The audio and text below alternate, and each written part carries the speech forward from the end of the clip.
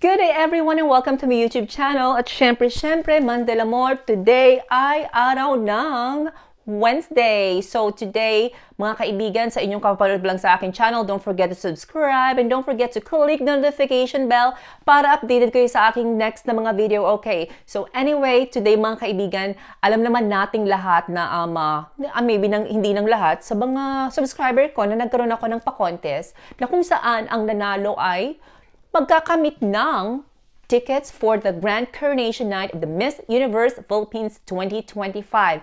At syempre, ladies and gentlemen, meron na tayong winner. Palakpakan naman natin siya.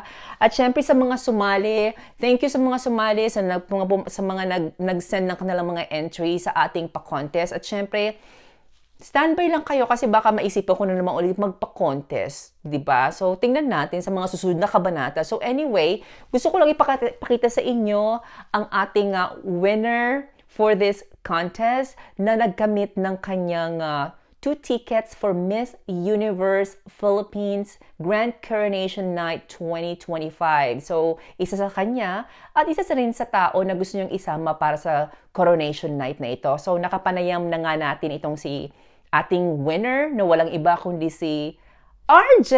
Palakpakan naman natin si RJ dahil siya talaga naman ang nanalo at nagbigay ng pinakamagandang answer doon sa question ko. Ito ang ating panayam kay RJ at ibinigay na rin natin sa kanya ang kanyang napanalo ng ticket. Ayan. So, watch this dahil meron din siyang mga sinagutang mga katanungan regarding Miss Universe Philippines 2025, okay? Miss RJ, yes, congratulations. Hi, thank you so much. Miss Simplicity. Thank you so much, Miss Simplicity. I won. Yes. I'm the winner. Yes. So I need to ask you 3 questions, very quick and very, para magawa natin yung... Saka Carmona ka pa? Yeah, I'm from Carmona. I have 2 tickets. 2 tickets na yan, di ba? Sino yung ililibre mo dyan? I am with my partner. Oh, really? Yeah. That's good. We're a Filipino pageant din. fan. Yeah, Filipino. Sino ba yung bet mo mag-win at bakit siya? Alright, so after preliminary competition, I'm gonna say Atisa Manalo because Atisa Manalo is already a veteran queen. Not just only that, but also when it comes to communication, she improved so much. And on this year's edition, she has a fire on her feet. And I'm gonna say Miss Atisa Manalo is my winners on this year's edition of Miss Universe. Maganda kasi siya, diba? Yeah, super pretty. At bakit siya ayun nga pala? Sino ang pinakamatindi niyang kalaban sa tingin mo? Oh, I'm gonna say the seasonal queen, which is Miss Winwin Marquez. Actually, Miss Winwin Marquez also did a really good job with last preliminary competition when it comes to communication, passerella. Even though she is she won 9 sponsorship awards, so she's definitely one of the biggest threat to Miss Atisa Manalo. And also not just only veteran queen, but also she already proved herself as she is the first Asian actually to won Miss Reina Hispanoamericana, which is the year 2017.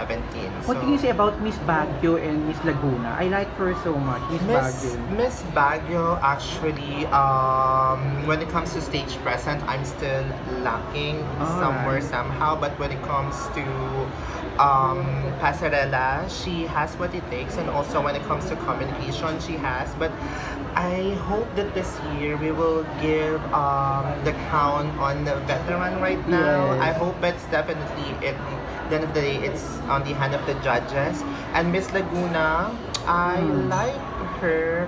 However, I'm still also looking for something that like what Atisa Manalo and Miss Winwin Marquez has as well. Yes.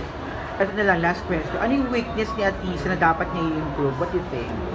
People point out this kind of weakness, and also I see this actually this not kind of weakness, but I think it's when it comes to improvement, when it comes to stage presence, because Miss Atisa Manalo is very calm, sweet, and sometimes it translates like